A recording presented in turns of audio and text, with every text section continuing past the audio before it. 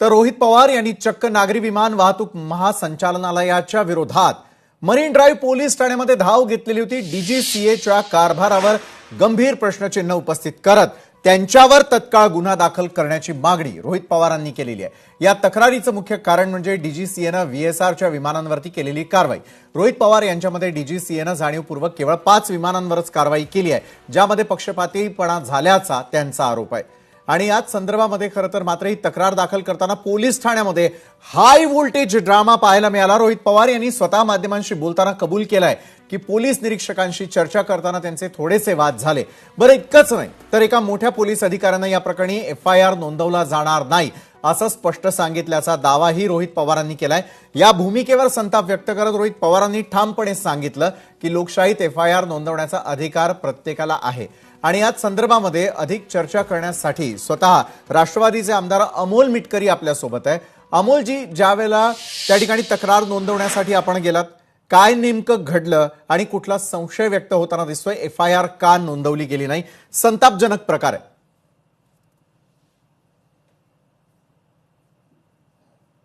जनक प्रकार आहे। आम्ही 4 आमदार त्या ठिकाणी होतो। आमदार रोहित पवार, आमदार संदीप क्षीरसागर, आमदार इद्रिस नायकवडी जे अजितदादांच्या पक्षाचे विधान परिषदेचे आमदार आहेत, आणि मी, असे 4 जण होतो।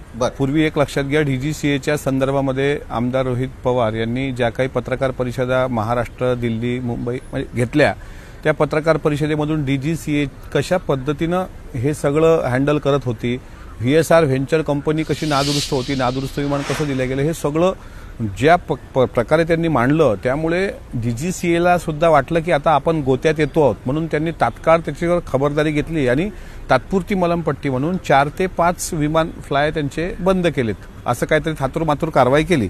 पण त्याच्यावर आम्ही समाधानी नव्हतो। त्याच्यामुळे मला ज्यावेळेस ते कळलं, मी म्हणजे काय, मी स्वतः अजितदादांच्या पक्षाचा एक आमदार आहे आणि पक्षीय अभिनिवेश बाजूला ठेवून जो कोणी व्यक्ती अजितदादांच्या घातपाताचा संशय व्यक्त करून जो कोणी व्यक्ती विमान दुर्घटनेबाबत प्रश्न विचारत असेल, तर माझं नैतिक जबाबदारी आहे, मी सुद्धा त्यांच्या खांद्याला खांद्या लावून गेलो पाहिजे। म्हणून मी स्वतः त्यांच्या गाडीत बसलो आणि मरीन ड्राईव्ह पोलीस स्टेशनला गेलो। मरीन ड्राईव्ह पोलीस स्टेशनमध्ये वकिलांची त्यांची टीम त्यांच्यासोबत होती। अनेक अजितदादांचे चाहते, त्यांच्या पक्षाचे कार्यकर्ते त्या ठिकाणी उपस्थित होते। तिथले पिंगळे नावाचे पोलीस अधिकारी, म्हणजे जे एफआयआर नोंदवण्याचा ज्यांना अधिकार असतो, ते तिथे बसलेले होते। त्यांना घटनेचं गांभीर्य माहीत होतं। आम्ही पण त्यांना विनंती केली का तुम्ही आता एफआयआर घ्या। त्यांनी सांगितलं की 48, ते पहिल्यांदा पीआयनी असं सांगितलं की आम्ही एफआयआर घेऊ, पण आम्हाला वरिष्ठांशी बोलावं लागेल। तर मग आम्ही म्हटलं वरिष्ठांशी याच्यात बोलण्याचा काही संबंधच येत नाही, कारण मी जर तिथे तक्रार द्यायला आलो असेल तर तक्रार देणं माझं काम आहे आणि एफआयआर नोंदवणं हे पीएसआयचं काम तिथले असतं। पण पीएसआय साहेब संभ्रमात होते। मग त्यांना वकिलांनी थोडी कायद्याची नवीन बाजू स्पष्ट समजून सांगितली। त्याच्यानंतर ते सुद्धा म्हणाले की फक्त आम्हाला हा फॉर्मॅट मराठीमध्ये करून द्या, आम्ही याची रीतसर कारवाई सुरू करतो।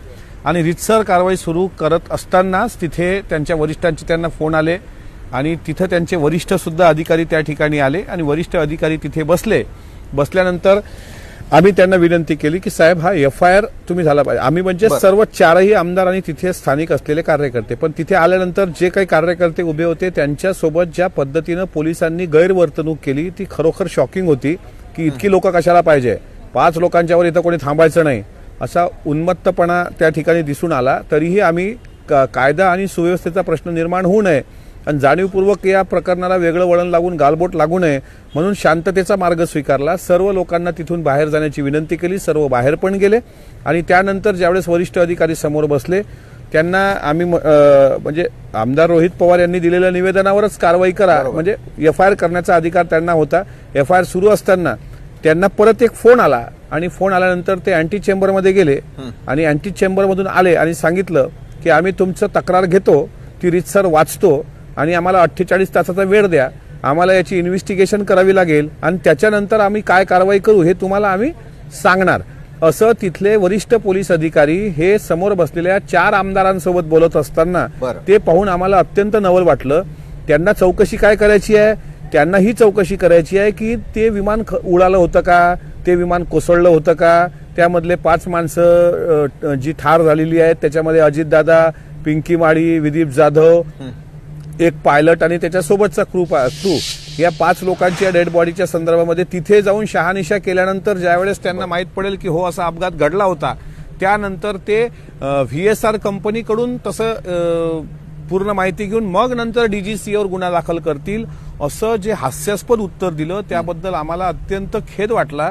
आणि त्यांनी तिथं स्पष्ट सांगितलं की आम्ही FIR करू शकत नाही, त्यामुळे आमचाही थोडा पारा चढला होता. आणि मी स्वतः सभापतींना भेटून त्याचं निवेदन करणार होतो की अशा पद्धतीनं 4 आमदारांना जर तिथले पोलीस अधिकारी अशा प्रकारचे उत्तर देत असतील तर मग महाराष्ट्रात न्याय मागायचा कुठे? आता मी सत्ता सरकारमधलाच आमदार आहे, मी काय विरोधी पक्षाचा रोहित पवार विरोधी पक्षाचे आमदार आहेत, मी विरोधी पक्षाचा आमदार नाही आहे, मी सत्तेमधला आमदार आहे. इद्रिस नायकवडी सत्तेमधले आमदार आहेत.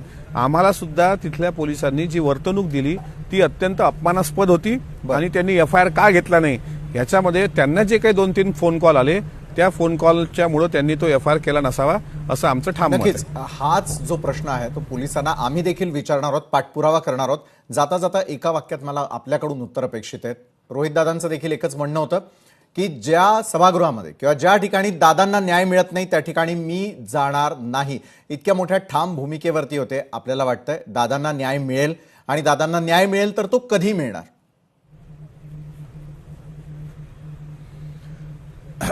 न्याय मिळाला पाहिजे ही महाराष्ट्रातले जनतेची जनभावना आहे. कधी मिळणार हे मात्र मी सांगू शकत नाही, कारण जर इतक्या मोठ्या चौकशा त्या संदर्भात लागल्या आहेत, CID चौकशी लागलेली आहे, CBI चौकशी लागली आहे, उच्चस्तरीय चौकशीची मी स्वतः मागणी केलेली आहे. आणि 15 दिवसानंतर ब्लॅक बॉक्स जळालेला सापडणं आणि 1 महिना पूर्ण होतोय अशा वेळेस VSR कंपनीवर च्या बाबतीत निर्बंध लादणं ही इतकी मोठी तफावत आहे की हे फास्ट ट्रॅक चालू नाहीये. या प्रक्रियेवर आम्ही असमाधानी आहोत, महाराष्ट्रातली जनता असमाधानी आहे. पण शेवटी सरकारकडून न्यायाची अपेक्षा करावी लागते, त्यामुळे न्यायाची अपेक्षा आहे. पण तो न्याय मिळणार कधी? आता आणखी काही जीव गेल्यावर न्याय मिळणार का हे पाहावं लागेल. नक्कीच. धन्यवाद अमोल मिटकरी जी, आपण आमच्या सोबत जोडला गेलात आणि घडल्या प्रकाराबद्दल इतकं सविस्तर महाराष्ट्रातल्या जनतेला देखील कळू दिलेलं आहे. कारण अजितदादांना न्याय मिळावा यासाठीचे रोहित पवारांचा सुरू असलेला पाठपुरावा, स्वतः अमोल मिटकरी देखील घटनास्थळी होते. FIR नोंदवताना नेमकं काय घडलं ह्या सगळ्या नाट्यमय घडामोडी आपण त्यांच्याकडून जाणून घेण्याचा प्रयत्न केला. वळूयात दिवसभरातील दुसऱ्या महत्त्वाच्या बातमीकडे. देशभरात ऑनलाईन गेम्स खेळणाऱ्यांचं प्रमाण वाढत चाललेलं आहे. देशातील तरुण पिढी